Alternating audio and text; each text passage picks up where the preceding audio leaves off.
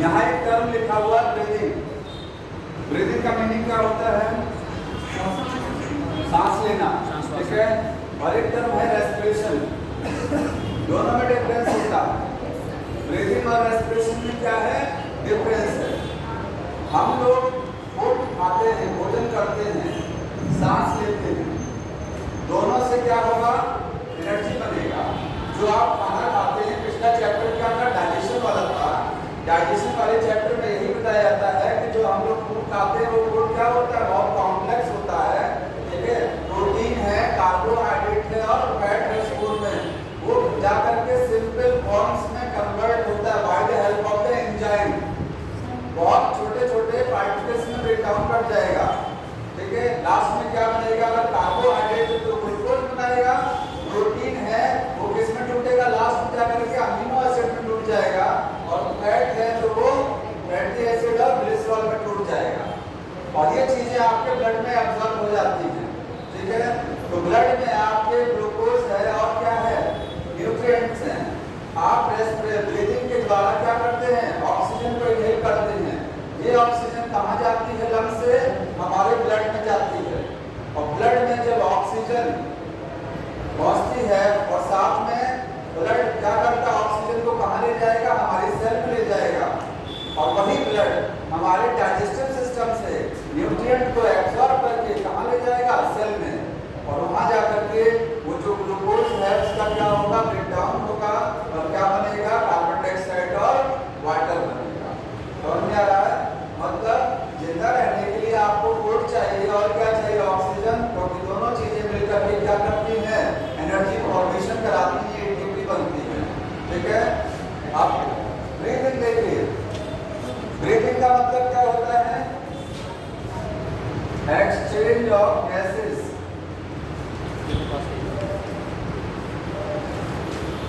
किसके बीच में गैस का एक्सचेंज हो रहा है? एनवायरमेंट और हमारे लंग्स के बीच में।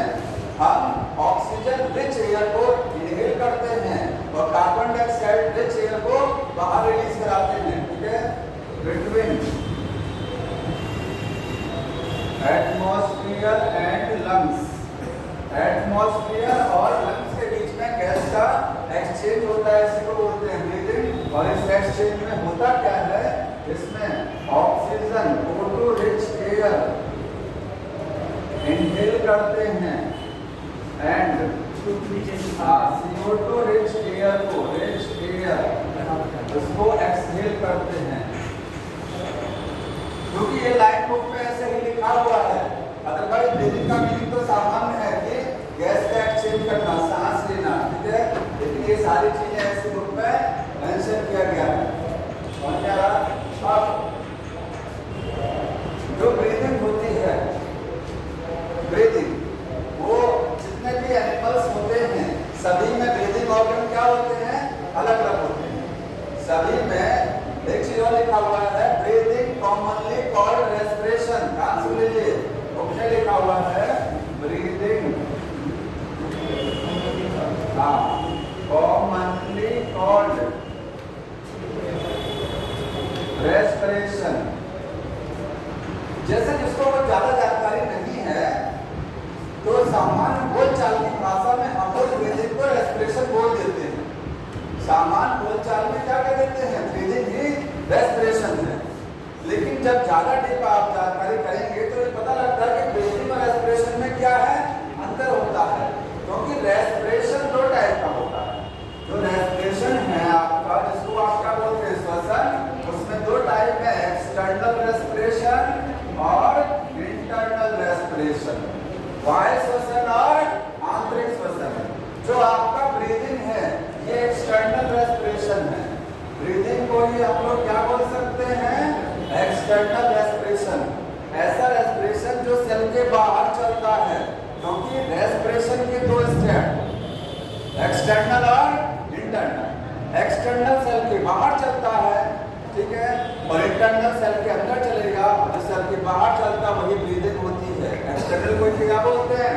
ब्रीदिंग। इंटरनल रेस्पिरेशन का एक और नाम होता है सेलुलर रेस्पिरेशन। इंटरनल रेस्पिरेशन को और क्या कह सकते हैं? Cellular respiration. मतलब कोशिकीय श्वसन। क्या बोलते हैं इसको? कोशिकीय श्वसन। समझ में आ रहा है? तो हमारे सेल के अंदर जो ग्लूकोज ब्रेक डाउन करता है, इसमें क्या होगा? ये तो हमने ब्रीदिंग बता दिया आपको, ब्रीदिंग तो समझ में आ गया कि ऑक्सीजन रिच एयर को इनहेल करेंगे और कार्बन डाइऑक्साइड रिच एयर को बाहर करेंगे, ये ब्रीदिंग। यहाँ क्या होता है? यहाँ पर ग्लूकोज ब्रेक डाउन करेगा, इसके प्रेजेंस में ऑक्सीजन, और क्या बनेगा? Carbon dioxide plus water. ये आप किस चैप्टर में पढ़ेंगे? प्लांट वाले में, रेस्पिरेशन इन द प्लांट वाले हैं, ठीक है? पिछली वाली यूनिट में है, चैप्टर जब आएगा तो इसकी डिटेल वहां पढ़ेंगे। सेल के अंदर रेस्पिरेशन कैसे होता है? साथ में क्या बनेगा? यहाँ एनर्जी बनेगा, एटीपी, ठीक है? तो इस लाइन को आप ध्यान रखना कि अगर ये स्टेटमेंट में आता है कि ब्रीदिंग कॉमनली कॉल्ड रेस्पिरेशन, तो सही है, ठीक है? अदरवाइज डिफरेंस तो है, लेकिन सामान्य बोलचाल में हम लोग इसको ऐसा बोल देते हैं, ठीक है? आगे बढ़ते हैं इस पर।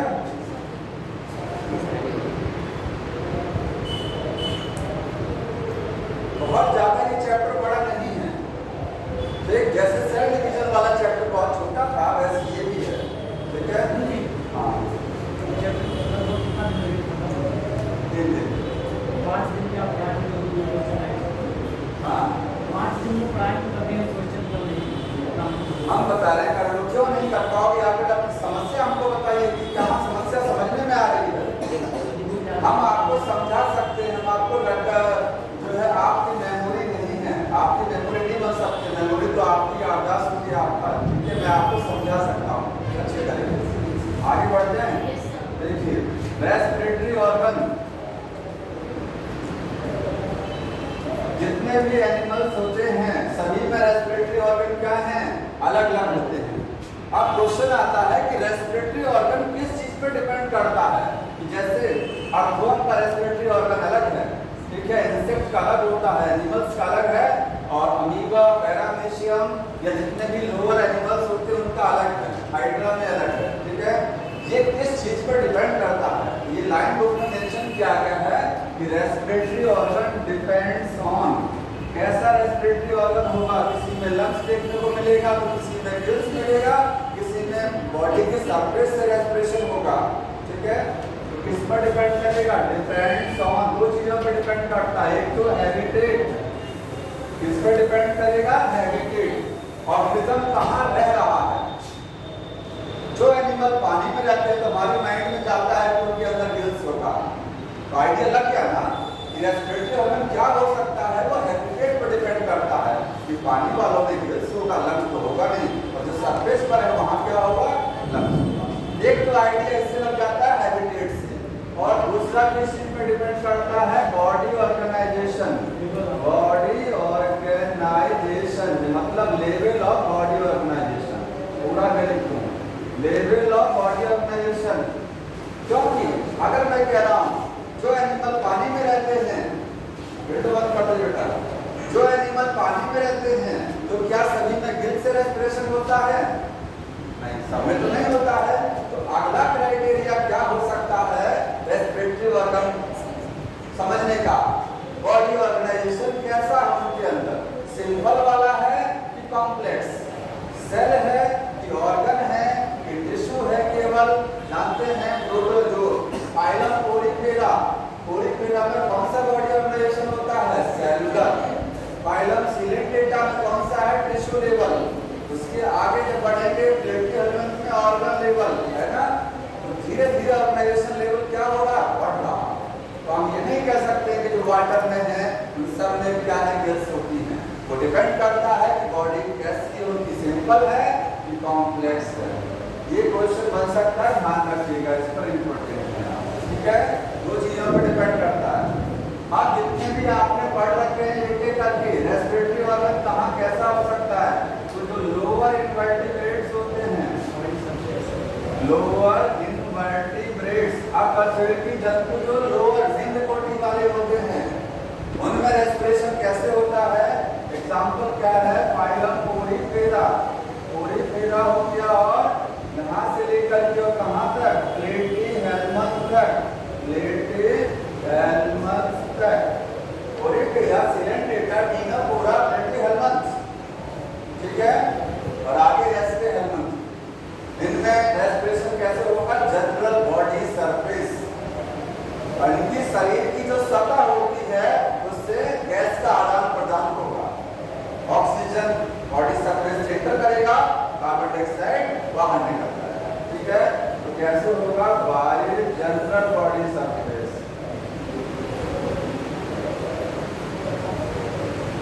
डेली पता नहीं तो पानी इसी टाइम जो कई दिन से बरस रहा है, स्कूल जब चालू होता है 2:30 बजे तभी चालू हो जाता है ना, ताकि बच्चे ना आ पाए। क्यों? आगे इसके बाद अगला कौन सा है? एनेलिडा।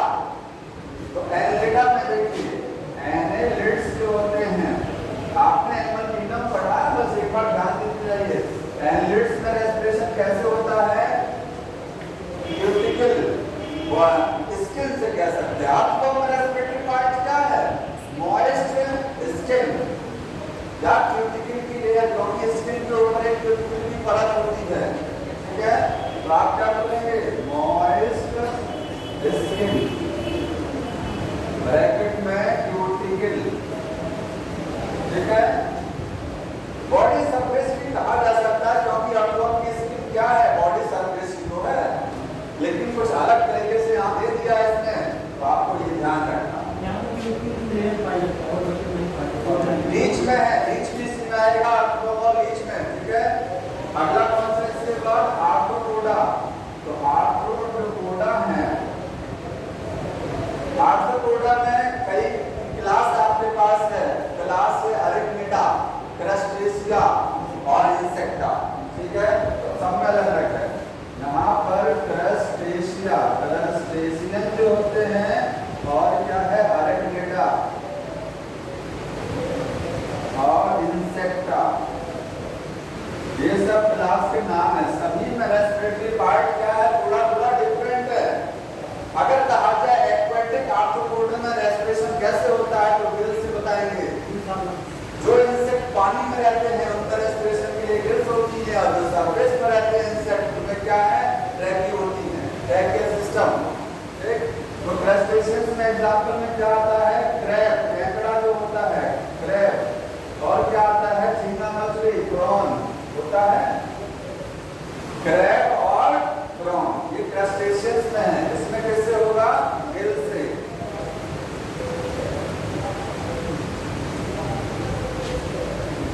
अरिथमिडा, जिसमें स्पाइडर आता है और बिच्छू आता है, स्कॉर्पियन, ठीक है। इसमें क्या आएगा? स्पाइडर, और क्या आएगा? स्कॉर्पियन। बताइए क्या होता है? बुक लंग्स, ध्यान रखना इसको, स्पेशली बुक लंग्स होती है। इनकी जो लंग्स होती हैं वो किताब के नुमा होती हैं, किताब की तरीके से बुक लंग्स बोलते हैं इसलिए को, ठीक है। ये स्पेशली ध्यान रखना है, बुक लंग्स मतलब बिच्छू में और स्पाइडर मकड़ी में बुक लंग्स रेस्पिरेटरी पार्ट है। इंसेक्टा डर लगता है, नहीं डर लगता है, नहीं डर लगता है, आपको बहुत डर लगता है। यही एक चीज से मैं डरता हूँ,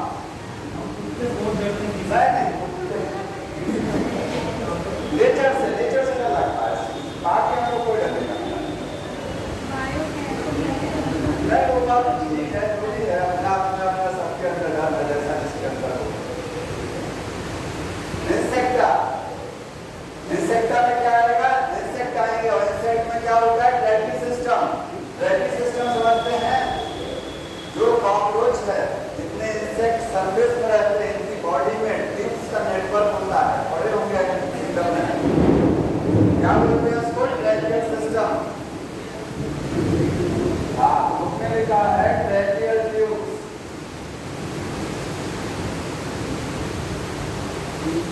इंसेक्टा में ट्रैकियल ट्यूब्स होती हैं। कितना ध्यान रखेंगे इसको। आर्थ्रोपोडा के बाद कौन सा आता है? मोलस्का। तो मोलस्का में क्या है? गिल्स होती है, और उसकी गिल्स को स्पेशली बोलते हैं क्निडिया। क्या बोलते हैं? क्निडिया।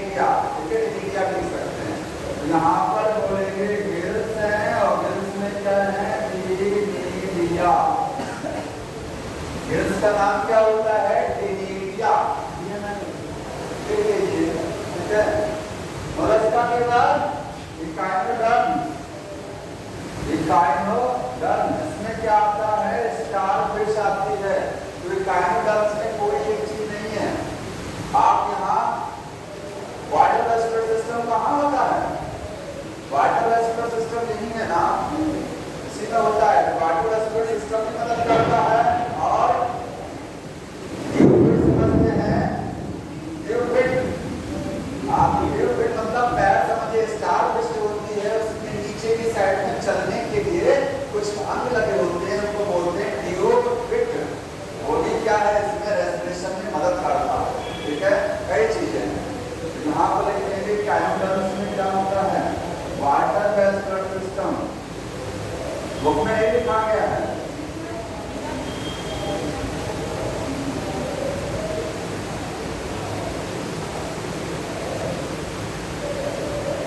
ठीक है। इकाइनोडर्म्स के बाद में क्या आता है? Hemichordata. और हेमी कॉर्डेटा के बाद कॉर्डेटा। कॉर्डेटा में शुरुआत में आप क्या करते हैं? हीरो कॉर्डेटा, सिंगलो कॉर्डेटा पढ़ते हैं ना। तो इन सब में गिल्स होगा, ध्यान रखना है। हेमी कॉर्डेटा एक साथ लिख लीजिएगा। सिंगलो कॉर्डेटा और यूरोकॉर्डेटा, सभी में क्या है? गिल्स होती हैं।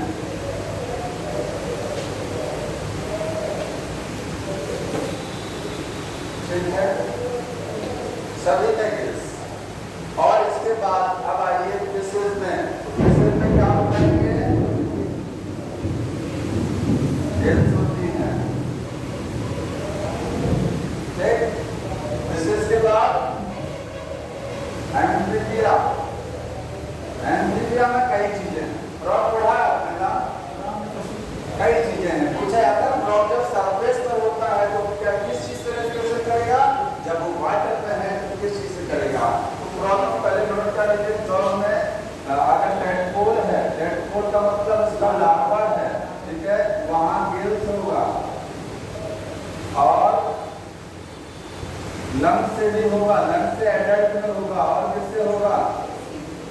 स्किन से होगा। इसके बाद में बक्कोफेरेंजियल कैविटी। बक्कोफेरेंजियल कैविटी, तीन चीजें हैं। एडल्ट फ्रॉग स्किन से भी रेस्पिरेशन करेगा, लंग से करेगा और बक्कोफेरेंजियल कैविटी से करेगा। ठीक है, तीनों से। अगर फ्रॉग सरफेस पर है, कहाँ है? पानी से बाहर है, तो बताइए किससे रेस्पिरेशन करेगा? पानी से बाहर रहेगा तो लंग्स। और किससे? बक्कोफेरेंजियल। बक्कोफेरेंजियल में कैसे करता हो? कैसे करता है रेस्पिरेशन? लैक्टिक एसिड को बुलाता है, जिसका हवा भर देगा मुंह में। इसके बाद मुंह को ऐसे ऐसे करेगा, ये ऊपर नीचे कराएगा। तो जो एयर गई है मुंह में उसके बक्कल कैविटी में और फेरिंक्स में। बक्कल कैविटी ये है, फेरिंक्स ये है। यहाँ जब एयर पहुंच जाती है तो वो एयर धीरे धीरे क्या कर जाती है? डिफ्यूज कर जाती है उसके ब्लड में। यहीं से लंग्स तक नहीं जाएगी वो वाली एयर, तो अपने लंग्स तक नहीं ले जाता है वो। यहीं से क्या है? डिफ्यूज करा देता है ब्लड में, बक्कल कैविटी और फेरिंक्स की मदद से। बक्कोफेरेंजियल ये लैंड पर होता है। लंग्स भी कहाँ है? लैंड पर है। और स्किन का प्रयोग कहाँ करता है? दो जगह करता है। एक तो वाटर में करेगा और कहाँ करेगा? बालों में। हाइबरनेशन और रेस्पिरेशन के टाइम पर स्किन का प्रयोग करता है। उसका कारण है, उसका रीजन है। ठीक है, बता। हाँ, एनर्जी लॉस कम हो उसके लिए स्किन का प्रयोग करता है। तो अगर लंग्स से रेस्पिरेशन होता है तो उसके लिए क्या नाम दिया जाता है? Pulmonary respiration. और अगर रेस्पिरेशन गिल से होता है तो ब्रैंकियल रेस्पिरेशन। और जब स्किन से रेस्पिरेशन होता है क्यूटेनियस। ये कहाँ लिखाया था मैंने? फ्रॉग में पढ़ा। आप ऐसे नोट कर लीजिए। जब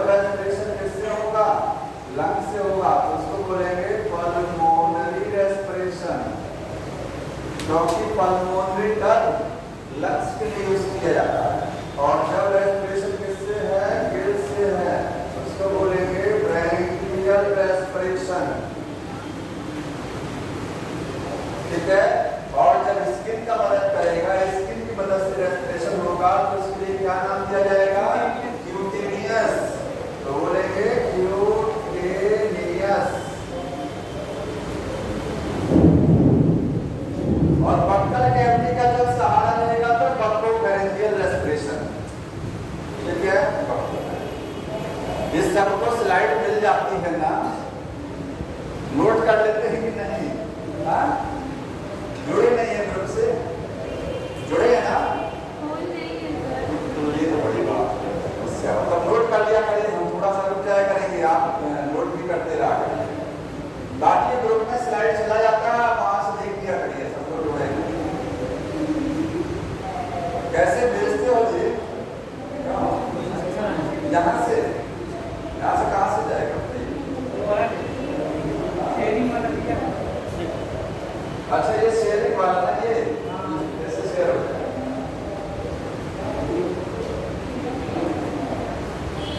हो गया नोट? बैक्टीरिया के बाद क्या आएगा? बैक्टीरिया। जो बैक्टीरिया हो गया और एप्स का मतलब बर्ड्स और मैमल्स, इन सब में क्या होगा? लंग्स होती हैं। ध्यान क्या रखना है, कुछ चीजों को ध्यान रखना है जो उधर चला गया। जैसे बुक गिल्स कहाँ होती है, बुक लंग्स कहाँ होती है, बाकी आपने आपको पढ़ा ही है। हथों में कैसे है, इंसेक्ट में कैसे होता है, वो सब जानकारी। अमीबा पैरामीशियम में कैसे होता है? अमीबा पैरामीशियम में वहाँ स्किन नहीं है, क्यूटेनियस नहीं बोलेंगे आप, स्किन नहीं होती है। अमीबा में बाहर सेल मेम्ब्रेन है, उस सेल मेम्ब्रेन से रेस्पिरेशन होगा। पैरामीशियम में सेल मेम्ब्रेन से होगा। ठीक है। आप बॉडी सरफेस बोल सकते हैं, जनरल बॉडी सरफेस। ठीक है। स्किन नहीं है, हमारा स्किन नहीं बोला जाएगा। बारिश आप और देख बोलिए क्या मजा है?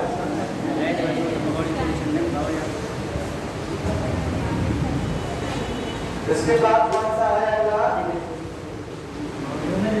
Human respiratory system.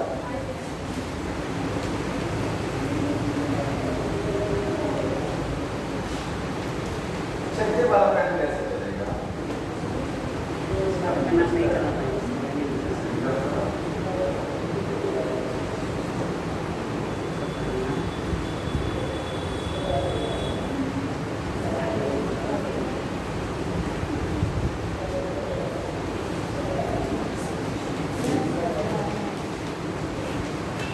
इसका राइटिंग बड़ा बढ़िया बनता है, पता नहीं व्हाइट बोर्ड पर पहले से इस पर लिखना तो राइटिंग नहीं बनता। बहुत अच्छा मन करता है सिर्फ लिखते हैं, लिखते हैं क्या?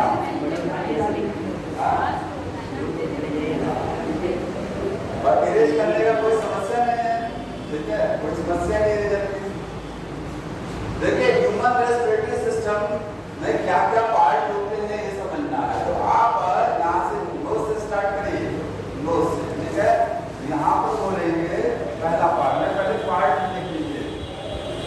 नॉस्ट्रिल क्या है? Nostril.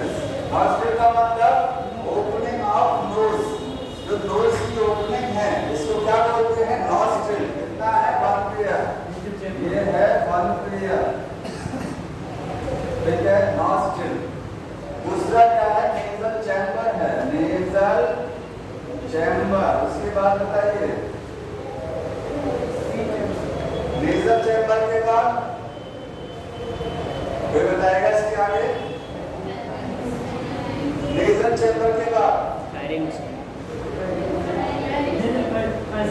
Nasal passage. Nasal chamber थोड़ा आगे, पैसेज पीछे, बुक में दोनों को अलग लिखा होगा। नेजल चैम्बर और नेजल पैसेज लिखा उसने। ठीक है। नेजल चैम्बर आगे में ही लिख देता हूँ, नेजल पैसेज। ठीक है। ये दोनों समझ लीजिए ट्यूब है, आपकी नाक में जो ट्यूब चल रही है क्या है? नेजल चैम्बर और पैसेज है। इसमें होता क्या क्या है वो समझ लीजिए, इनमें होगा क्या, इन दोनों को पहले थोड़ा सा समझ लेना है। तो यहाँ पर तीन चीजें होती हैं, देखिए नेजल चैम्बर में नाक में नोज में सबसे आगे की साइड में हेयर लगे होते हैं। क्या होते हैं? हेयर। तीन पार्ट होते हैं इसके, ठीक है, एंटीरियर पार्ट, मिडिल पार्ट और पोस्टीरियर पार्ट है इसका। पोस्टीरियर जो आगे का हिस्सा है उसमें क्या है? हेयर है। वो क्या करते हैं? फिल्टर करते हैं, फिल्टर एयर, हवा को फिल्टर करने का काम कर देते हैं। आगे वाला पार्ट जो नाक का है, नेजल पासेज का, ठीक है।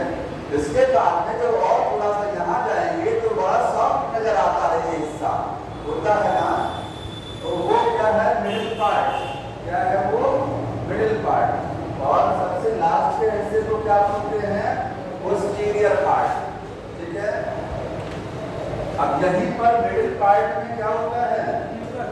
म्यूकस बनाने वाली ग्लैंड्स होती हैं, म्यूकस ग्लैंड। क्या बनता है? म्यूकस बनता है। म्यूकस क्या करता है? कब क्यों बनता है? पूरे सांस की नली में हमारे रेस्पिरेटरी ट्रैक्ट में कब बनता है? प्रोटेक्शन के लिए बनता है, ताकि बाहर से एयर के द्वारा जो माइक्रोब आ रहे हैं वो इसमें ट्रैप कर लिए जाते हैं, फंसा लिए जाते हैं और जरूरत पड़ने पर इसको बाहर कर दिया जाता है, ठीक है। और लास्ट पार्ट जो होता है ये क्या है? एयर कंडीशनर का काम करेगा। एयर कंडीशनर है ये। अंतिम पार्ट जो होता है वो क्या करता है? एयर कंडीशनर, मतलब नाक का सबसे लास्ट हिस्सा बॉडी का एयर के टेम्परेचर को मेंटेन कराएगा। सबसे लास्ट हिस्सा एयर कंडीशनर का काम करता है। ठंडक में क्या होता है? बहुत ठंडी ठंडी हवा आती है, तो अगर वो ठंडी हवा आपकी लंग्स में चली जाएगी तो नुकसान कर देगा। और गर्मी में बहुत गर्म हवाएं आती हैं, वो लंग्स को नुकसान कर सकती है। इसीलिए लास्ट पार्ट में क्या लगा है? एयर कंडीशनर नहीं लगा। एयर कंडीशनर की तरह वो काम करता है, एयर का टेम्परेचर मेंटेन कराएगा। एयर का टेम्परेचर बॉडी के टेम्परेचर पर ले आएगा, ठीक है। तो मेंटेन द टेम्परेचर,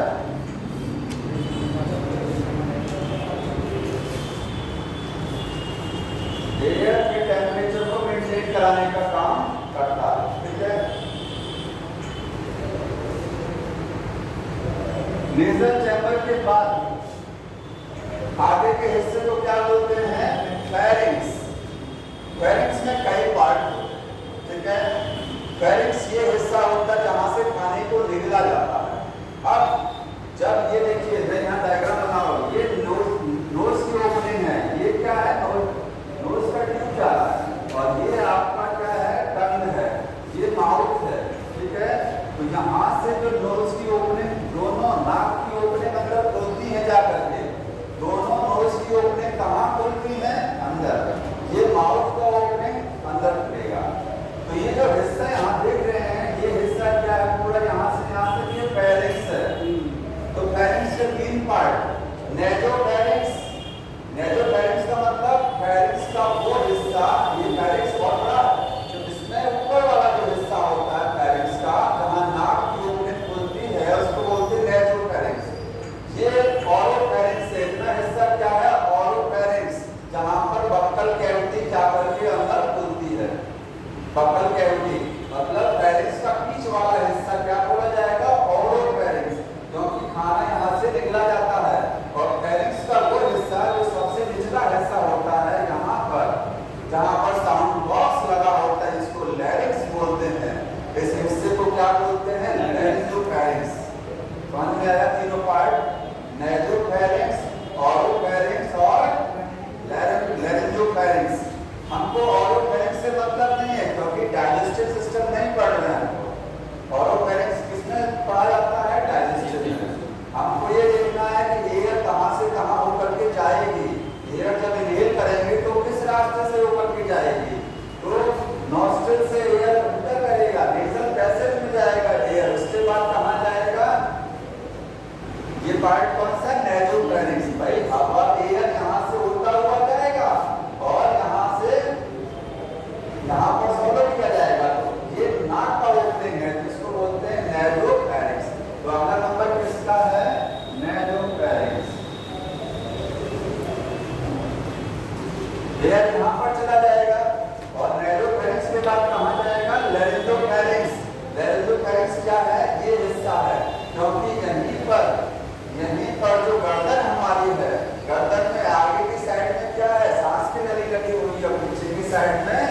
खाने की नली, तो सांस की नली को ट्रैकिया बोलते हैं।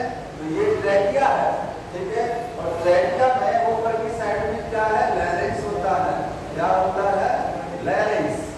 समझ में आ रहा है, ट्रैकिया सांस की नली, उसमें सभी ऊपर वाले हिस्से में क्या लगा है, साउंड बॉक्स, लैरिंक्स है। और उसके भी ऊपर क्या लगा हुआ है, ट्रैकिया के सांस की नली के सबसे ऊपरी हिस्से को हम लोग क्या बोलते हैं, ग्लॉटिस। क्या बोलते हैं, ग्लॉटिस, ठीक है। थोड़ा सा इसको समझ लीजिए। यहाँ पर देखिए, एक मैंने लिखा है ग्लॉटिस क्या होता है, तो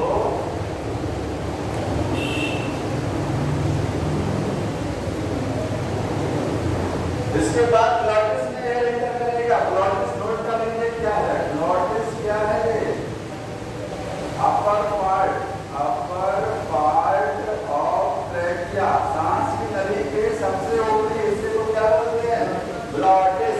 और इस ग्लॉटिस के ऊपर, ये सांस की नली का सबसे ऊपरी हिस्सा है, इसको हम लोग क्या बोलते हैं, ग्लॉटिस। ये नीचे ग्लॉटिस है, इसके ऊपर एक ढक्कन लगा हुआ है, लिड लाइक स्ट्रक्चर, इसको क्या बोलते हैं, एपिग्लॉटिस।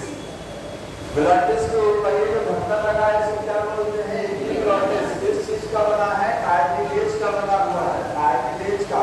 ये ढक्कन क्या करता है, जब खाने को निगला जाता है, ये ढक्कन बंद हो जाएगा और सांस की नली थोड़ी समय के लिए बंद हो जाती है, ताकि फूड के पार्टिकल ट्रैकिया में ना चले जाए, ठीक है। तो ग्लॉटिस हो गया। ग्लॉटिस के बाद एयर कहाँ एंटर करेगा, लैरिंक्स में। कहाँ एंटर करेगा, लैरिंक्स। तो लैरिंक्स को आप क्या बोलते हैं, साउंड बॉक्स है। ये क्या है, ये साउंड बॉक्स। साउंड बॉक्स में पता होना चाहिए दो मस्कुलर फ्लैप्स लगे होते हैं। साउंड बॉक्स एक ऑर्गन है, ठीक है, जिसके अंदर दो फ्लैप लगे हैं। जब हम एयर को अपनी लंग्स से बाहर रिलीज कराते हैं, तो ये फ्लैप्स क्या करते हैं, वाइब्रेट करते हैं। आवाज कहाँ से बनती है, गले से। गले में कहाँ से बनती है, लैरिंक्स से। बनती कैसे है आवाज, कैसे बनती है आवाज, हवा चल रही है, हवा के रास्ते में अगर कोई रुकावट आ जाएगी तो आवाज बजेगा, होता है ना। जब तक हवा के रास्ते में कोई रुकावट नहीं आएगा तो हवा टकराएगी नहीं, तो टकराएगी नहीं तो आवाज नहीं बनेगी। तो आपका जो साउंड बॉक्स होता है, लैरिंक्स होता है, उसमें क्या होते हैं, इस तरीके से दो मसल्स के बने हुए फ्लैप होते हैं, फ्लैप, ठीक है, फ्लैप लगे होते हैं। जब यहाँ से लंग्स से एयर निकाली जाती है, तो ये फ्लैप क्या करते हैं, वाइब्रेट करते हैं और आवाज बनती है। हम लोग शब्द कहाँ से बनाते हैं, टंग से बनाते हैं। वर्ड्स कहाँ से बनते हैं, टंग से, ठीक है। तो साउंड कहाँ से शुरू होती है, लैरिंक्स से। और याद लीजिएगा कंटेन क्या होता है इसमें, contain two muscular flap. Flaps का नाम बताइए कोई, क्या बोलते हैं फ्लैप को, वोकल कॉर्ड्स। क्या बोलते हैं, वोकल कॉर्ड्स।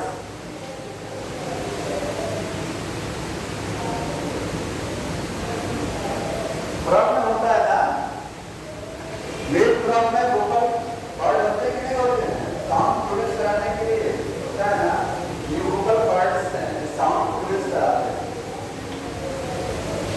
लैरिंक्स हो गया। लैरिंक्स के बाद अगला पार्ट ट्रैकिया, क्योंकि ये लैरिंक्स ट्रैकिया का, ट्रैकिया में ही है, आप मैं लिख के रहा हूँ ट्रैकिया। ट्रैकिया में यह जाएगा और ट्रैकिया, इसके बाद क्या है, ट्रैकिया को समझ लीजिए। यहाँ पे समझ में आया, हमको क्या समझना है, ट्रैकिया समझना है। बता दें फोटो क्या है,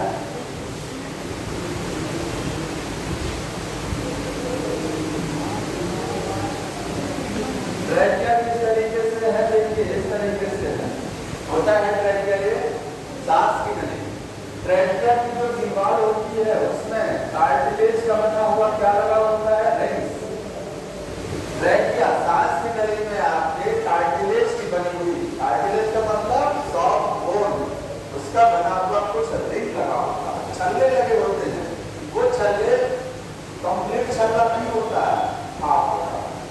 जैसे सांस की नली ये है, इसमें बाहर से मतलब बाहर की ये सांस की नली हो गया, इसमें बाहर की डायरेक्शन से ये सी से इंग्लिश का जो सी लेटर होता है उसके आकार के क्या लगे होते हैं, इसके बीच बीच में क्या लगा होता है, रिंग्स लगे होती हैं, जो कि पीछे की साइड से नहीं है, केवल आगे की साइड से है। पीछे क्यों नहीं होता, पीछे खाने की नली है, सपोर्ट कहाँ से मिल रहा है, ऑसोफेगस से, आगे कोई सपोर्ट नहीं है, तो आगे सपोर्ट देने के लिए अगर इसको टच करेंगे, इसको टच करके गर्दन को, तो आपको दिखाई देता है ऐसे लगता हड्डी है, सॉफ्ट बोन है, ये क्या है, कार्टिलेज है, कार्टिलेज की रिंग्स बनी हुई ट्रैकिया में आगे की साइड। तो ये सॉफ्ट बोन है, ये बोले हार्ड बोन नहीं है, ये कार्टिलेज होती है, ठीक है। तो ट्रैकिया में सी शेप्ड कार्टिलेजिनस रिंग्स होती हैं, कार्टिलेजिनस।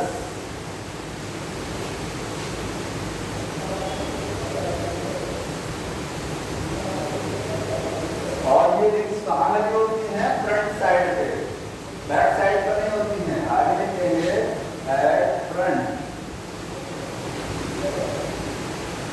क्या काम करती हैं ये रिंग्स, तो बताएंगे काम क्या होता है इनका, क्यों लगा होता है ये रिंग्स। हाँ, ट्रैकिया जो है जब तेज आवाज बोलते हैं तो ट्रैकिया फट ना जाए, सपोर्ट देता है, क्योंकि पीछे सपोर्ट तो है। ये ट्रैकिया सांस जब बहुत तेज बोलेंगे तो सांस की नली आपकी क्या करेगी, पहले की ऐसे, तो पीछे तो सपोर्ट मिल जाता है खाने की नली से, आगे कोई सपोर्ट नहीं है, अगर ये रिंग्स नहीं लगा होगा ट्रैकिया फट सकता है, ठीक है। ट्रैकिया को बस्ट होने से रोकती हैं, और जब हम ट्रैकिया जो है जब सांस रिलीज कराते हैं, एयर को अपनी लंग्स से बाहर कराते हैं, तो उस दौरान हमारे सांस की नली में क्या होता है, प्रेशर बहुत कम हो जाता है, जिसकी वजह से सांस की नली पिचक सकती है, और एक बार पिचक गया तो बोलेगा, ठीक है।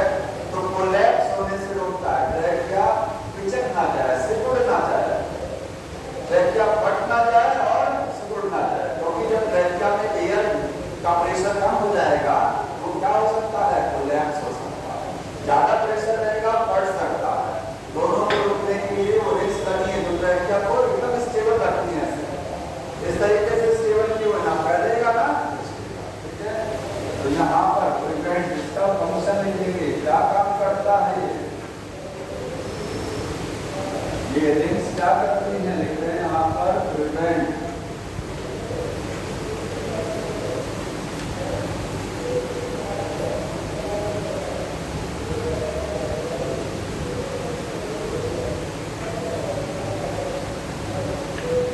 ट्रैकिया को कोलैप्स और बस्ट होने से रोकते हैं। ये रिंग्स ट्रैकिया में नहीं होती हैं, आगे भी होती हैं, अभी आप पढ़ेंगे आगे भी ये रिंग्स होती हैं, ब्रोंकस में भी है, ब्रोंक्यूल्स में भी है, ठीक है।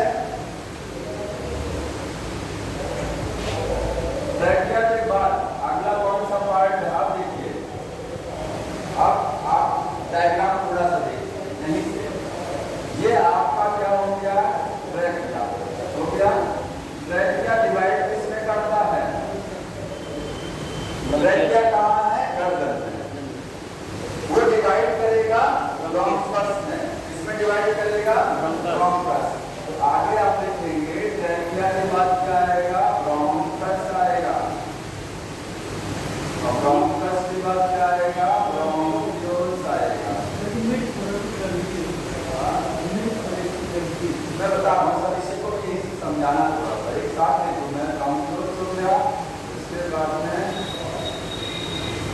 यहाँ पर लिखेंगे प्राइमरी होगा, सेकेंडरी और टर्शियरी होगा, ठीक है। आगे लिखिएगा इसमें इनिशियल ब्रोंक्यूल्स,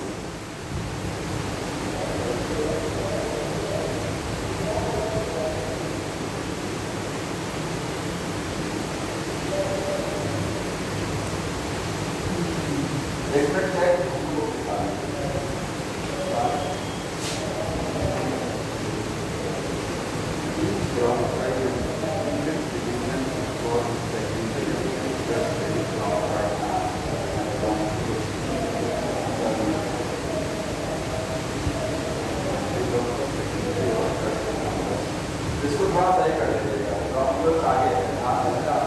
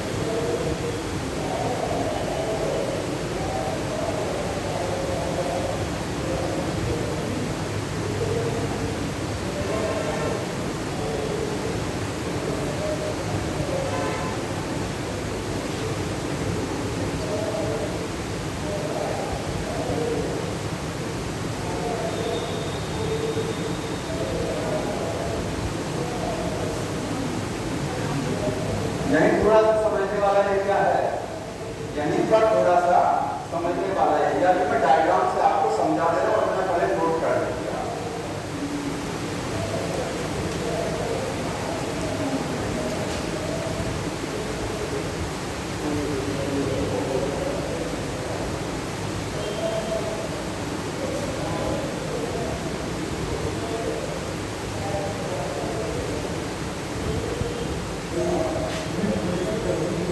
हाँ वही कैसे समझाएंगे।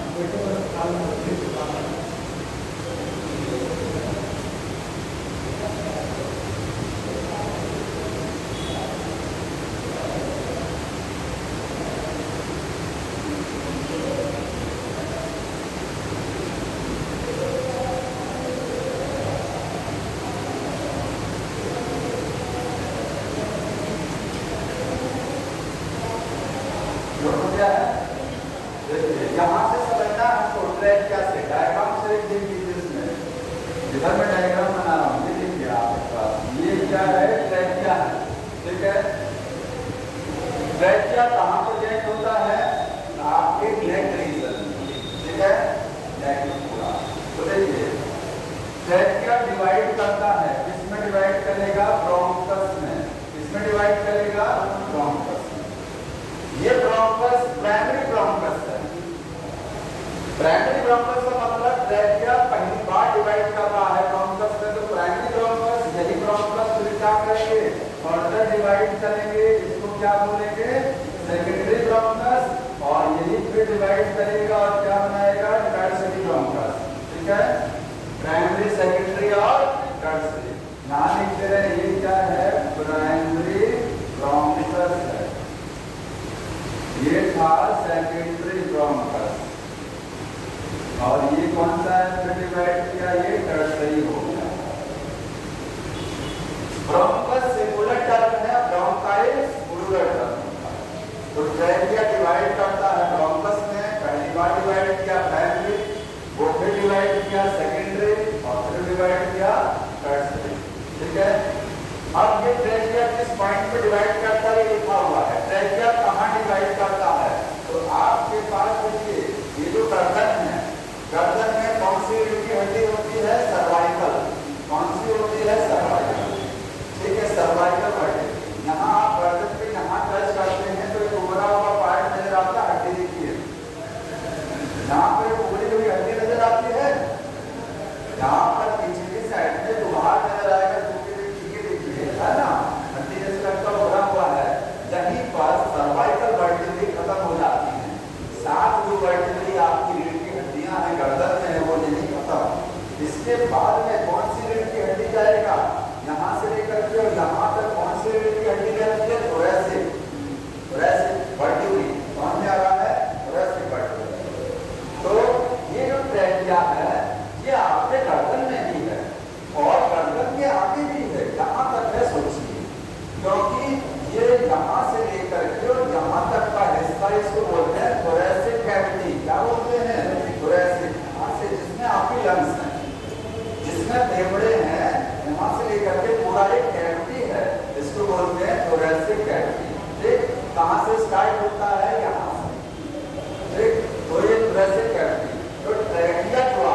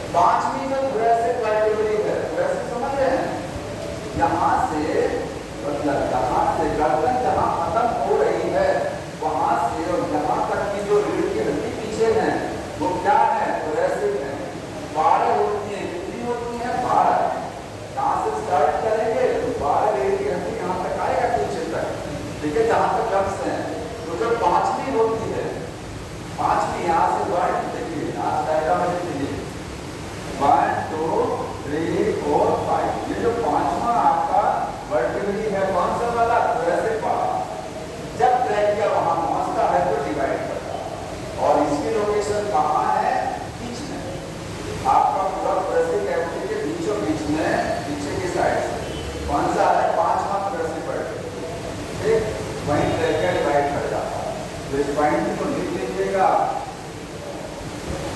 हम यहाँ पर पॉइंट लिख रहे हैं, ट्रैक्टर क्या करेगा, tractor divides into bronchus, bronchus में डिवाइड करेगा एट प्रोग्रेसिव बढ़ते हुए।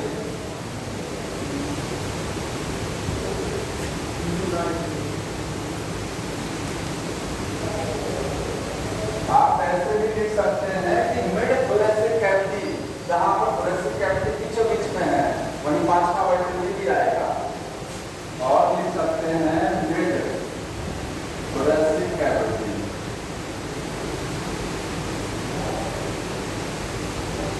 वही जाकर के ये डिवाइड किया, मतलब ये पॉइंट कहाँ है, ये वाला पॉइंट कहाँ है, बीचों बीच में। ये पॉइंट आपके यहाँ जहाँ डिवीजन होगा, ठीक है, ट्रैक्टर यहाँ पे आ जाता है। अब ट्रैक्टर डिवाइड करता है किसमें, ब्रोंकस में। तो ब्रोंकस में कितनी बार डिवाइड किया, 3 बार, प्राइमरी, सेकेंडरी और टर्शियरी, ठीक है। तो ट्रैक्टर डिवाइड करेगा ब्रोंकस में, और ब्रोंकस किसमें डिवाइड करेगा, फर्दर आगे जा करके ये देखिए एक लंग्स का दिखा रहे हैं, ऐसा ही बगल वाले लंग्स में भी होता है, ऐसा ही चीज क्या होगा बगल वाले में भी होगा। तो ये प्राइमरी, सेकेंडरी, ये टर्शियरी ब्रोंकस हो गया।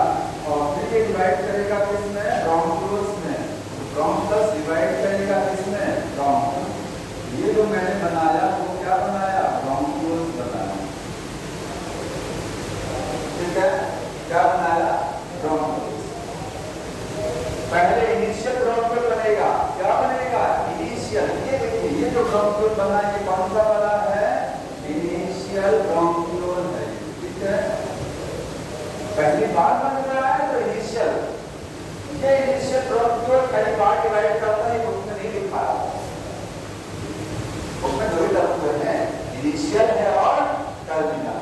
इनिशियल का मतलब शुरुआती ब्रोंक्यूल, टर्मिनल का मतलब लास्ट वाला, बीच वाला कहाँ गया, बीच वाला कहाँ है, इसका मतलब कि ब्रोंक्यूल आगे कई बार डिवाइड करेगा, इसकी कोई संख्या फिक्स नहीं होती है, समझ रहे हैं। ये देखिए ये कौन सा ब्रोंक्यूल था, इनिशियल। अब ये डिवाइड कई टाइम करेगा, कई टाइम का मतलब एक बार मैंने डिवाइड कर दिया, अगली बार फिर डिवाइड कर सकता, अगली बार फिर कर सकता है, ठीक है। और डिवाइड करते करते सबसे लास्ट में क्या बनाएगा, सबसे लास्ट में बनाएगा टर्मिनल ब्रोंक्यूल। क्या बोलेंगे इसको आप, ये टर्मिनल, जो आप समझते हैं ना, लंग्स इतनी आसान नहीं है। लंग्स में देखिए कितनी बार एक पेड़ होता है ना, पेड़ का जो तना होता है ऊपर जाता है, इसके बाद 2 पार्ट में टूटा, फिर वो 2 पार्ट में, फिर वो 2 पार्ट में। सोचिए कितना ऊपर जाकर के कितनी बार उसकी ब्रांचेस डिवाइड कर रहे हैं, कई बार उसकी शाखाएं क्या होती हैं, डिवाइड कर इससे कोई आपके यहाँ पर ही है, ट्रैक क्या आया, 2 पार्ट में टूटा, प्राइमरी ब्रोंकस, फिर टूटा सेकेंडरी, फिर टूटा टर्शियरी। इसके बाद में क्या है, टर्शियरी ब्रोंकस तक के बाद में अब जब टूटेगा तो ब्रोंक्यूल बोला जाएगा। क्या बोला जाएगा, ब्रोंक्यूल। पहली बार टूटा, इनिशियल ब्रोंक्यूल, ठीक है। फिर इनिशियल कई बार टूटेगा, कोई संख्या फिक्स नहीं है, इसलिए मैंने नहीं दिखाया। और सबसे लास्ट में टूटते जब ये बनेगा तो क्या बनेंगे, टर्मिनल ब्रोंक्यूल। एक चीज और ध्यान रखना है, मोटाई, पाइप की जो मोटाई है, जैसे जैसे नीचे बढ़ते जा रहे हैं मोटाई पतली होती जा रही है। ये पाइप पतला हो रहा है, जैसे तना मोटा होता है, जैसे शाखाएं निकला, साइड ब्रांच पतला, और शाखाएं निकला और पतला, एकदम कम पर चले जाइए तो टहनियां बहुत पतली हो जाती ना। सेम यहाँ पर है, इसकी मोटाई धीरे धीरे क्या हो रही है, घट रही है पाइप, ठीक। ये टर्मिनल ब्रोंक्यूल्स बन गया। और टर्मिनल ब्रोंक्यूल्स फिर आगे क्या करेगा, आगे ये डिवाइड करेगा और बनाएगा क्या चीज, रेस्पिरेटरी ब्रोंक्यूल। क्या बनेगा, रेस्पिरेटरी ब्रोंक्यूल, रेस्पिरेटरी ब्रोंक्यूल, ठीक है। और अब जाकर के इस रेस्पिरेटरी ब्रोंक्यूल के ऊपर क्या लगा रहेगा, एल्वोली। ये क्या है, एल्वोली है, क्या है, एल्वोली। आपको लगता है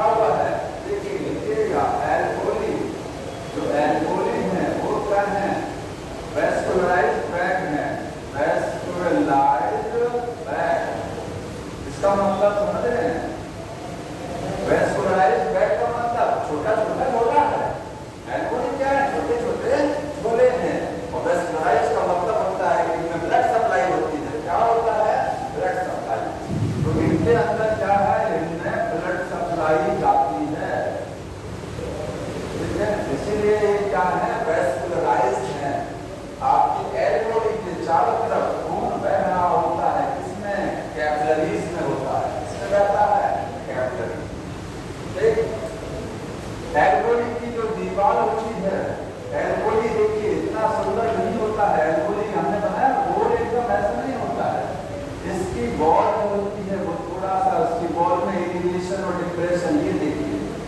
ये एक एल्कोली का डायग्राम है, आपको मैंने यहाँ एकदम राउंडेड बना दिया है, राउंडेड नहीं है, इसकी सरफेस स्मूथ नहीं होती है, इसकी सरफेस क्या है, कंटिन्यूअस नहीं है, इसकी सरफेस में क्या है, देखो ऐसे उभार है इसमें, तो एल्कोली की जो बॉल होती है वो क्या होती है, इस तरीके से, ठीक है, इसमें इरिटेशन और डिप्रेशन होता है, सरफेस स्मूथ नहीं होती है, हाँ, अच्छा एक चीज और बताइए, ये नेचर ने ऐसा क्यों नहीं बनाया कि हमारे फेफड़े में दो बैलून बना के रख दिया हो, बताइए कितना लेगा बैलून लाइक स्ट्रक्चर, बताइए ऐसा क्यों नहीं बना, ये छोटा छोटा लकड़ी के छत्ता के तरीके से क्यों बना के रख दिया, इतने सारा फिक्र पढ़ना पड़ रहा है, देखिए लास्ट में जाकर के है ना, ये इस पर लगा है, ऐसे ये डिवाइड करेगा, उस पर भी लगेगा, सब पे लगेगा, ये मैंने एक जगह समझाया है, क्यों ऐसा छोटा छोटा, किसी बड़ी चीज को छोटे पार्ट में जब आप तोड़ देते हैं तो सरफेस एरिया बढ़ता है कि नहीं बढ़ता, बढ़ता है, किसी को कई पार्ट में तोड़ दीजिए सरफेस एरिया बढ़ जाएगा, एक बड़ा बैलून आपके पास है और एक छोटे छोटे ढेर सारे बैलून हैं, इसका सरफेस एरिया ज्यादा है, यहाँ सरफेस एरिया ज्यादा, ठीक है, यहाँ क्या है उतना नहीं है, ज्यादा सरफेस एरिया होगा तभी तो ज्यादा ऑक्सीजन इनटेक करेगा, इसीलिए क्या होता है, छोटे छोटे एल्कोली बने होते हैं, ये कंप्लीट जो है बैग लाइन स्ट्रक्चर नहीं होता हमारे पास,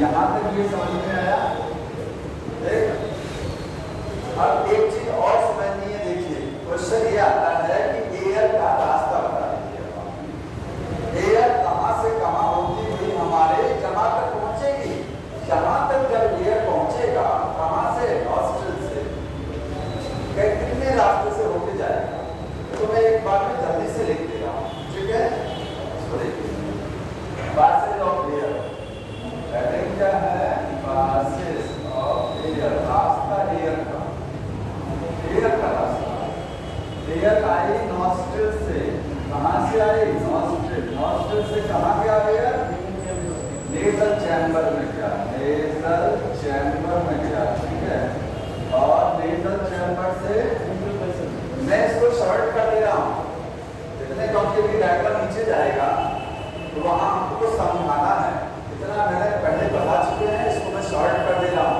लास्ट में मैं सीधे दिखा दे रहा हूँ फेरिंक्स, और फेरिंक्स के बाद क्या दिखा दे रहा हूँ, सीधे ट्रैकिया, सीधे ट्रैकिया दिखा, ठीक है,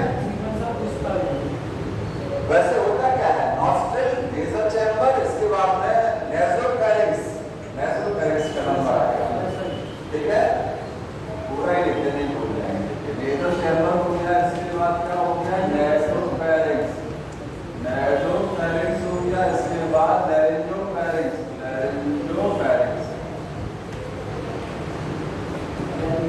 और इसके बाद फैरिंक्स तो हो गया, ट्रैकिया कहाँ जाएगा, ट्रैकिया में जाएगा, देख, अब ट्रैकिया से यहाँ से थोड़ा सा इसको ऊपर बना रहे हैं, ट्रैकिया में एयर चला गया, ट्रैकिया से कहाँ जाएगा बताइए, ब्रोंकस, कहाँ जाएगा, ब्रोंकस, ब्रोंकस सिंगुलर है, ब्रोंकाई क्या है, प्लूरल है, ब्रोंकस के बाद ब्रोंक्यूल्स में जाएगा, ब्रोंक्यूल्स, ब्रोंकस में 3 होगा, ध्यान रखना है, प्राइमरी, सेकेंडरी और टर्शियरी, प्राइमरी हो गया, सेकेंडरी हो गया,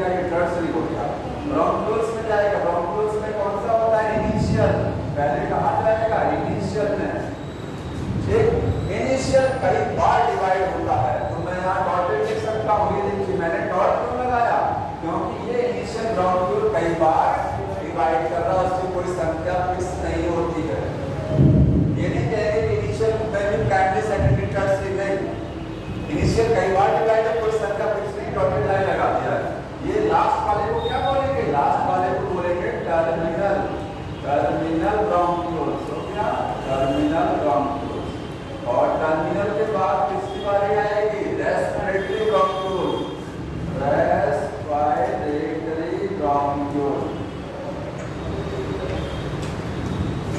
और रेस्पिरेटरी ब्रॉन्क्यूल के बाद एल्वेओली, ठीक है, जहां एयर पहुंच जाए। समझ आया? इतना आपने साइड वाला लिख दिया है, इसको हटा दो, इस वाले को समझ रहे ना, इसको हटा देता हूं, ठीक है। इसी के नीचे इसके बाद इसकी बारी आएगी, तो जगह नहीं है तो हमने वहां लिख दिया है। ये तो बहुत आसान चीज है, इसको तो समझना ही नहीं है। यहाँ पे ना हटा दें इसको, ये वाला पोर्शन हटा दें। यहाँ क्या समझना है? देखिए इसमें ये समझना है कार्टिलेज की रिंग्स कहां से कहां तक लगी होती हैं, इंपॉर्टेंट है, ये तो ध्यान रखना, ठीक है। कार्टिलेजस रिंग्स, तो आपका जो इनिशियल ब्रॉन्क्यूल्स है, मैं यहाँ लिख दे रहा हूँ, नॉस्ट्रिल से लेकर के, नॉस्ट्रिल से लेकर के कहां तक? इनिशियल ब्रॉन्क्यूल्स तक, समझ लेना, यहाँ तक, ये यहाँ शुरू से लेकर के जहां तक जितनी भी ट्यूब है, ये सब ट्यूब ही तो है, जहां तक इनिशियल तक जो ट्यूब है उसमें कार्टिलेज की रिंग सब में लगी है। ऐसा नहीं होता टमाटर के अंदर, ठीक है। यहाँ पर क्या होता है? इसमें आप बोलेंगे कार्टिलेजिनस रिंग होती है, कार्टिलेजिनस रिंग्स। तो कार्टिलेजिनस रिंग्स कहां से कहां तक होती है? नॉस्ट्रिल से लेकर के, हालांकि नॉस्ट्रिल नहीं बोलेंगे उसको, तो रॉन्ग हो जाएगा, आप बता दीजिए उसको ट्रैकिया, नॉस्ट्रिल नहीं, रॉन्ग होगा। ट्रैकिया से स्टार्ट है, ट्रैकिया से स्टार्ट होकर के इनिशियल ब्रॉन्क्यूल्स तक जाते हैं, ठीक। अब की जो रेस्पिरेटरी पार्ट है, इसको दो पार्ट में डिवाइड किया गया है, नॉस्ट्रिल से लेकर के और कहां तक? एल्वेओली तक के हिस्से को हम दो पार्ट में डिवाइड कर सकते हैं। एक पार्ट होता है कंडक्टिंग जोन और एक पार्ट क्या होता है? Respiratory zone. समझ रहे हैं ना? नॉस्ट्रिल से लेकर के एल्वेओली तक के पार्ट को दो हिस्सों में डिवाइड करेंगे। तो यहाँ पर लिखते हैं कंडक्टिंग जोन, किसको बोलेंगे? Conducting zone. कंडक्टिंग जोन क्या है? ये आपका नॉस्ट्रिल से लेकर के और कहां तक का हिस्सा है बताइए कोई? नॉस्ट्रिल से लेकर के टर्मिनल ब्रॉन्क्यूल्स तक के हिस्से को, टर्मिनल तक के हिस्से को क्या बोलते हैं? Conducting zone. तो यहाँ तक बोलेंगे टर्मिनल ब्रॉन्क्यूल्स। इतने पार्ट को हम लोग क्या बोल देते हैं? Conducting zone. और इस कंडक्टिंग जोन का मतलब क्या होता है? ये एयर को कंडक्ट कराता है, एयर को लाएगा ले जाएगा, और क्या काम करता है? और आपने नोट में पढ़ा, एयर को फिल्टर भी करता है, क्योंकि नेजल पासेज इसी का ही तो हिस्सा है। नेजल पासेज किसका हिस्सा है? कंडक्टिंग का ही तो हिस्सा है।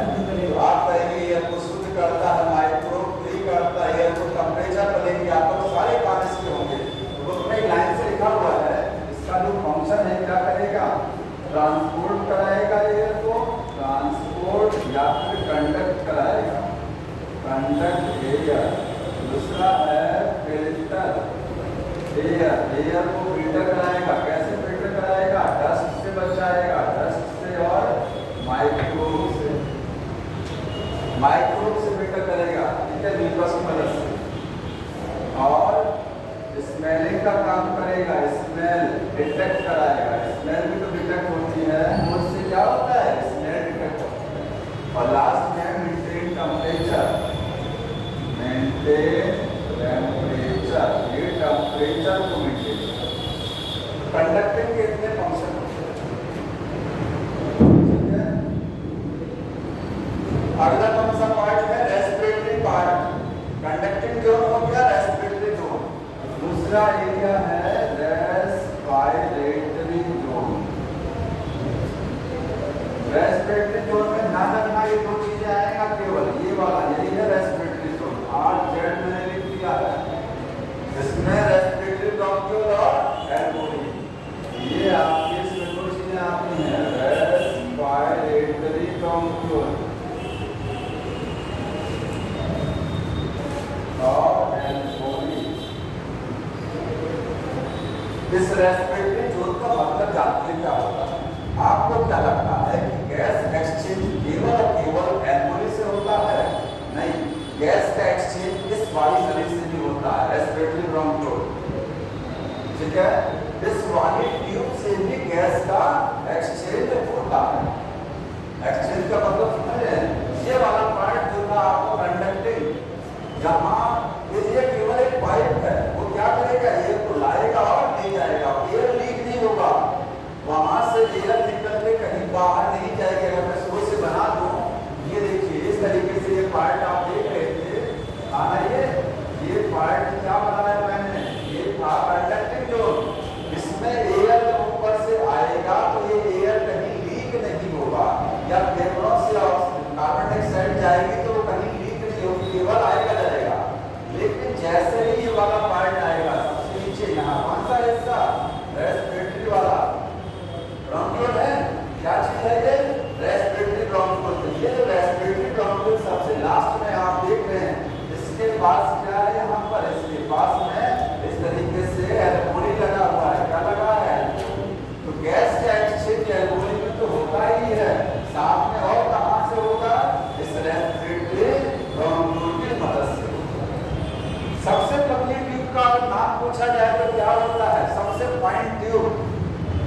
आपके पूरे रेस्पिरेटरी सिस्टम में सबसे फाइन ट्यूब जो एयर को लाती भी ले जाती है और साथ में एक्सचेंज भी कराती है, यही रेस्पिरेटरी ब्रोंकियोल है। सबसे लास्ट की ट्यूब है, सबसे अंतिम नली। ये इससे क्या होता है, इससे गैस का आदान प्रदान होता है। जैसे हमारे एल्वोली से क्या होता है, हमारी जो एल्वोली है इससे क्या होता है, गैस का आदान प्रदान होता है। मतलब ऑक्सीजन, जो ये पार्ट ऑक्सीजन ला रहा होगा, वो ऑक्सीजन हमारे एल्वोली में चली जाएगी और हमारे ब्लड में जो कार्बन डाइऑक्साइड है वो वापस एल्वोली में ट्रांसफर होगा। ठीक है, समझ आ रहा है?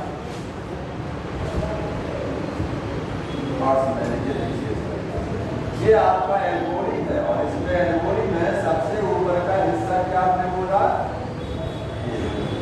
एल्वोली की छोटी सी नली को क्या बोला, रेस्पिरेटरी ब्रोंकियोल। तो जब एयर ऊपर से आ रहा है, एयर यहाँ से डिफ्यूज होकर के क्या चला जाएगा, ब्लड में। यहाँ से भी एयर डिफ्यूज होकर कहाँ चली जाएगी, ब्लड में, और ब्लड से जो कार्बन डाइऑक्साइड आ रही होगी वो यहाँ पर भी डिफ्यूज होगा और यहाँ पर।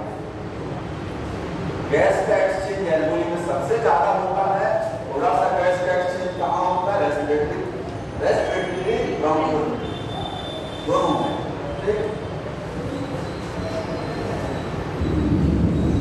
इतना पार्ट हो गया।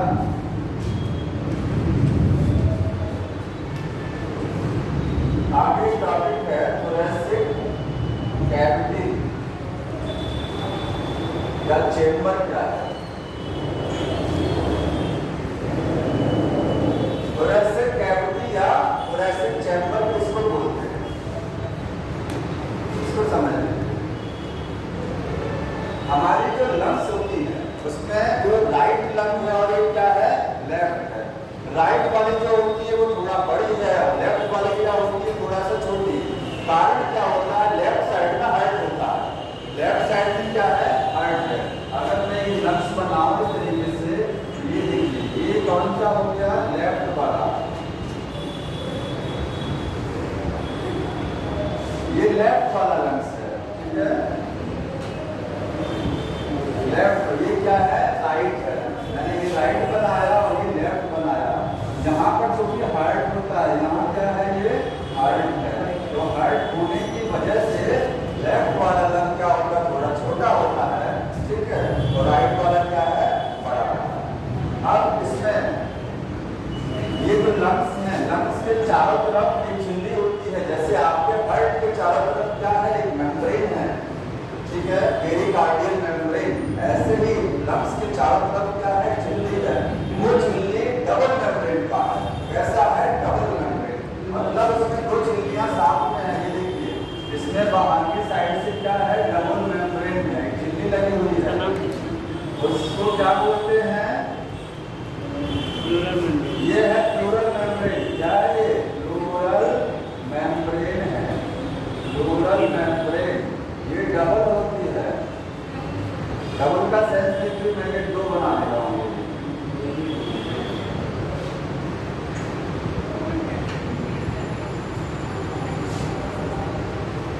लंग्स के चारों तरफ झिल्ली है और वो झिल्ली दो मेम्ब्रेन की बनी हुई है, डबल मेम्ब्रेन है।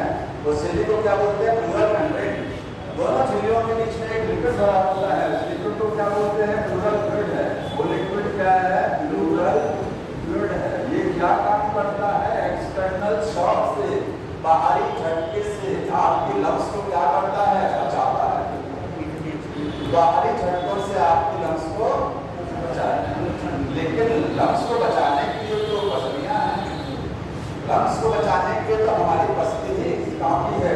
बाहरी झटका कैसे लगा, क्या पसली भी टूट के लंग्स तक पहुंच जाएगा, शरीर ही हिल जाएगा तो हमारा फेफड़ा हमारी पसलियों से रगड़ पड़ जाएगा, फेफड़ा डैमेज हो सकता है।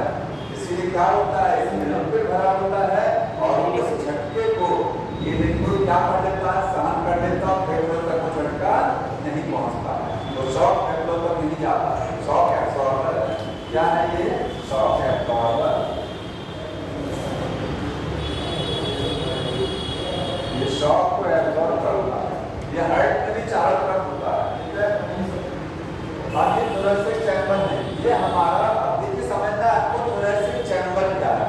हमारा पूरा फेफड़ा, हमारा पूरा फेफड़ा एक जो है पिजड़े के अंदर बंद है, उस पिजड़े को क्या बोलते हैं, थोरेसिक चैम्बर बंद है।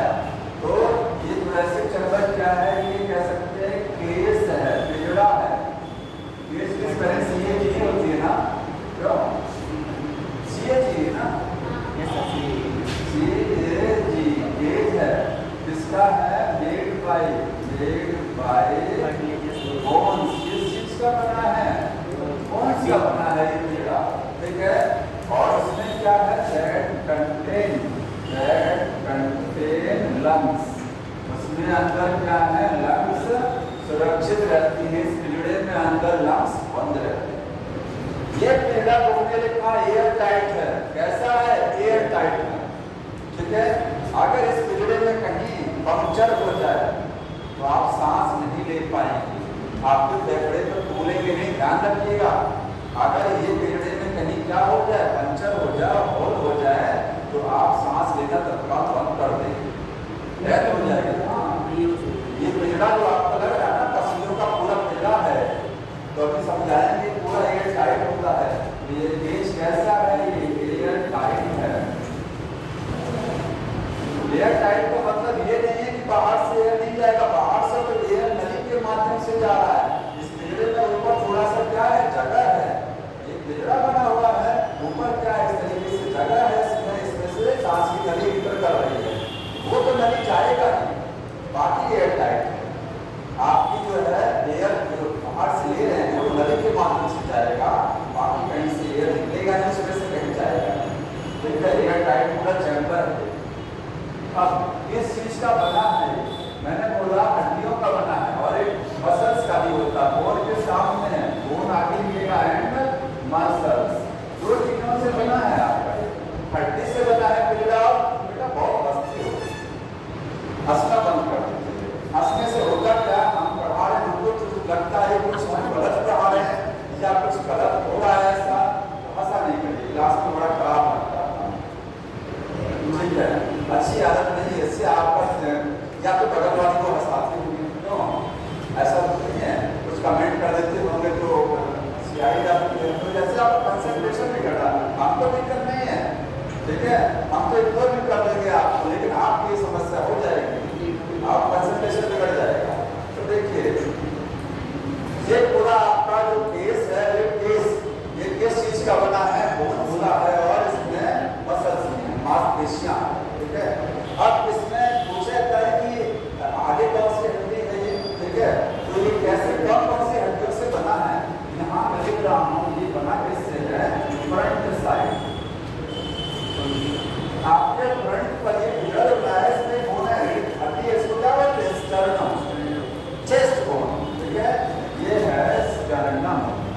स्टर्नम, ठीक है। स्टर्नम को क्या बोलते हैं? Chest bone. सामने की साइड से पूरा चेस्ट बोन से बना हुआ है, सामने की साइड को हम लोग वेंट्रल बोलते हैं। ये कौन सी सभा हमारी है? वेंट्रल। ये कौन सी साइड है? डॉर्सल है।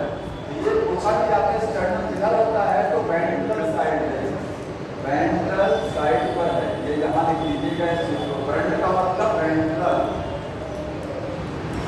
बैक साइड में क्या है? बैक। बैक का मतलब डॉर्सल से है। हमारी ये पीठ वाली दिशा कौन सी होती है? पीठ वाली साइड, डॉर्सल साइड। तो डॉर्सल साइड पर पिछड़ा किससे बना? रीढ़ की हड्डी है ना। पीछे क्या है? रीढ़ की हड्डी। दो वर्टिब्रल कॉलम है और उस रीढ़ की हड्डी को क्या बोलते हैं? Thoracic vertebrae. Thoracic vertebrae. रीढ़ की हड्डियां जो हमारे चेस्ट एरिया में होती हैं, थोरैसिक कितना होता है? 12 उनकी संख्या होती है, ठीक है। लेकिन 12 से ध्यान रखना, 12 हटा दे रहा हूँ। थोरैसिक वर्टिब्री तो 12 है, लेकिन ये पिछड़ा होता है, ये पिछड़ा 12 से नहीं बनता है। अगर आप आगे पढ़ेंगे तो फ्लोटिंग वर्टिब्री होती है, फ्लोटिंग, वो पिछड़ा बनाने में शामिल नहीं, ठीक है। इसके बाद लेटरल साइड पर, लेटरल का मतलब किनारे की साइड। यहाँ से पसली निकला, यहाँ पसली पीछे जुड़ा है, आगे की साइड में यहाँ जुड़ गया है। ये चीज और आप कहाँ पढ़ेंगे? लोकोमोशन वाले चैप्टर में भी पढ़ेंगे। तो लेटरल साइड पर क्या होती है? रिब्स होती हैं, ऐसे बनता है। और लेटरल हो गया, इसके बाद देखिए सामने की साइड से पिछड़ा कैसे बना? स्टर्नम। बैक साइड से साइड से वर्टिब्री। नीचे की साइड में पिछड़ा बंद कैसे होता है? क्योंकि ये टाइट करना है ना, तो नीचे की साइड में डायाफ्राम होता है। क्या होता है? डायाफ्राम। डायाफ्राम आपका थोरैसिक कैविटी और एब्डोमिनल कैविटी को बीच में पार्ट सेपरेट करता है। तो सबसे डायाफ्राम लिखेंगे।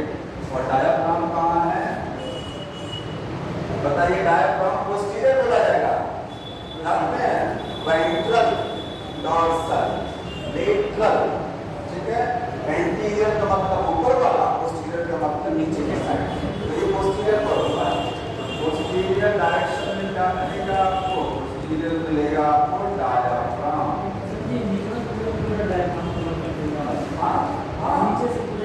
डायाफ्राम पार्टीशन कर रहा है आपका। इसमें डायाफ्राम के बीच में खाने की नली को आगे बढ़ाने के लिए होल बनाता है, ठीक है। खाने की नली को यहाँ से होती हुई आपके यहाँ पर जो है आ रही है ना, पेट तो यहाँ है ना, तो पेट के जस्ट ऊपर क्या है? डायाफ्राम है।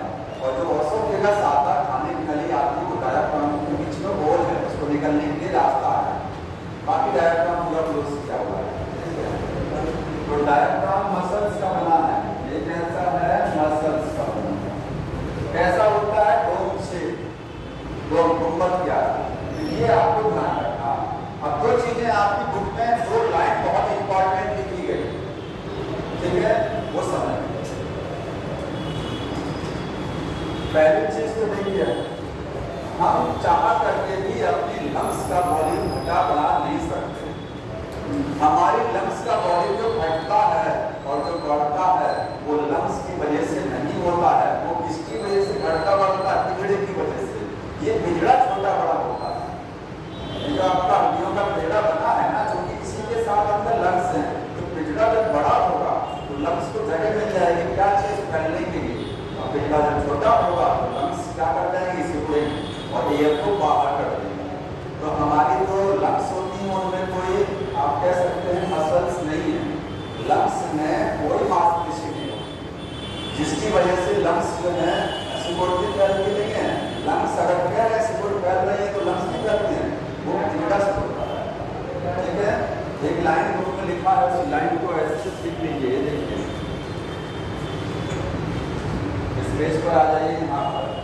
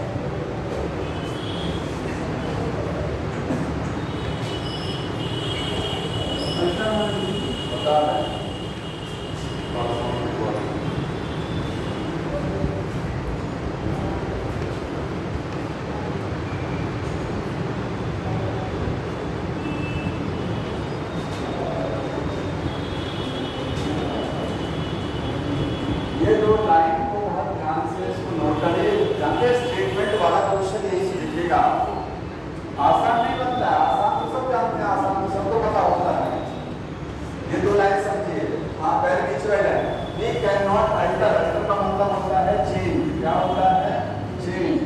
हम अपने लंग्स के वॉल्यूम को लेकर, we can not alter volume of the lungs directly, और लंग्स के वॉल्यूम को बोलते हैं पल्मोनरी वॉल्यूम।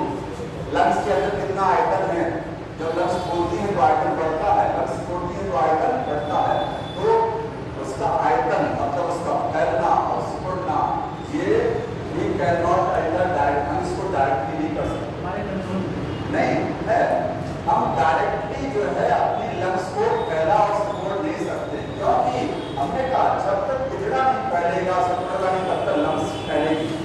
हम पिछड़े को सिकुड़ते फैलाते हैं, ऑटोमेटिक है। सांस जो होती है ऑटोमेटिक होती है ना, सांस क्या है? ऑटोमेटिक चलती है, ऑटोमेटिक ये चेस्ट कैविटी बढ़ती है, घटती है, बढ़ती है, घटती है, ठीक है। और आप योगा करेंगे तो आप जबरदस्ती नहीं कर सकते हैं, योगा करेंगे तो चेस्ट कैविटी का वॉल्यूम बढ़ा भी सकते हैं और घटा भी सकते हैं, अपने आप भी हो रहा है, आप भी कर सकते हैं एक्स्ट्रा। तो हम जो है लंग्स के वॉल्यूम को डायरेक्टली चेंज नहीं कर सकते हैं, इनडायरेक्टली लंग्स का वॉल्यूम चेंज हो जाएगा। हम सीधे तौर पर लंग्स को अफेक्ट नहीं करते, क्योंकि हम किसका वॉल्यूम चेंज करते हैं? हमारी बॉडी क्या करती है? पिछड़े का वॉल्यूम बढ़ता है, पिछड़ा छोटा बड़ा होता है। वहां से रियलाइज करिए, सांस लेके तो ये इस तरीके से लिफ्ट होता है ना, ये चेस्ट कैविटी क्या होती है? लिफ्ट होती है बाहर की डायरेक्शन में और ऊपर होता है ना। चेस्ट कैविटी का वॉल्यूम बढ़ता है, चेस्ट कैविटी लिफ्ट हो रही है ना, ठीक है। ये पिछड़ा लिफ्ट हो रहा है, पिछड़े का वॉल्यूम बढ़ रहा है, जिसकी वजह से लंग्स का वॉल्यूम बढ़ जा रहा है। तो लंग्स का वॉल्यूम डायरेक्ट नहीं बढ़ रहा है, किसकी वजह से हो रहा है? चेस्ट कैविटी का वॉल्यूम घटता बढ़ रहा है। देखा है, डायरेक्टली चेंज नहीं कर सकते हैं, चेंज होगा जब पिछड़े का वॉल्यूम चेंज होगा तो ऑटोमेटिक लंग्स का वॉल्यूम भी बदलेगा। लेकिन डायरेक्ट सोचिए आप लंग्स का वॉल्यूम घटा बढ़ा ले जाइए, आपकी बॉडी घटा बढ़ा दे, डायरेक्टली नहीं होगा। कहीं समझ में आ रही है?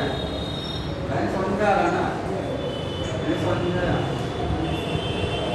ये बोल रहा है हमारी, देखिए रेप केस के अंदर लंग्स होती है ना, तो हम अपने लंग्स के वॉल्यूम को, या हमारी बॉडी लंग्स के वॉल्यूम को घटा बढ़ा नहीं सकती है, क्योंकि उसका घटना बढ़ना जिसके ऊपर निर्भर करता है रेप केस जो बाहर पिछड़ा है। जब तक उसका वॉल्यूम नहीं बढ़ेगा तो लंग्स का वॉल्यूम घटेगा बढ़ेगा। तो आप ऐसे भी तो कह सकते हैं कि हमारी बॉडी लंग्स के वॉल्यूम को डायरेक्ट नहीं बढ़ा रही है, वो किसके वॉल्यूम को पहले बढ़ाती है? रेप केस के। रेप केस का वॉल्यूम बढ़ेगा तो लंग्स का बढ़ ही जाएगा, रेप केस का घटेगा तो लंग्स का घटेगा। डायरेक्ट वहाँ असर नहीं हो रहा है, डायरेक्ट लंग्स का वॉल्यूम नहीं घट रहा, बढ़ रहा है। किसका बढ़ रहा है? Rape case. उसके बढ़ने की वजह से आपका लंग्स का वॉल्यूम घटता है। आया समझ में? अब आया। दूसरा क्या है, अगर कोई भी चेंज कर दिया जाए, any change in the thoracic cavity, thoracic cavity का मतलब रेप केस के वॉल्यूम में कोई भी बदलाव होता है, वो बदलाव रिफ्लेक्ट होगा, मतलब दिखाई देगा। कहाँ दिखाई देगा? लंग्स के वॉल्यूम में दिखाई देगा। अगर थोरेसिक केस ये पिछड़ा बढ़ेगा तो उसका असर कहाँ दिखेगा? फेफड़ों में दिखेगा, फेफड़े भी क्या होंगे? फूलेंगे। और पिछड़े का वॉल्यूम घटेगा तो उसका असर कहाँ दिखेगा? उसका असर लंग्स में दिखाई देगा, लंग्स पिचक जाएगा ना। रिफ्लेक्ट का मतलब दिखाई देगा, ठीक है, उसका असर दिखेगा। लाइन समझ में आ रही है? आ रहा है बस, और सबको आ रहा है ना? तो यहाँ तक इतना हो गया। इसके बाद में 5 पॉइंट और अपने लिखे हुए हैं, 5 पॉइंट और। तो वो पॉइंट क्या बता रहे हैं? टाइम को क्या चला रहे हैं अगली बार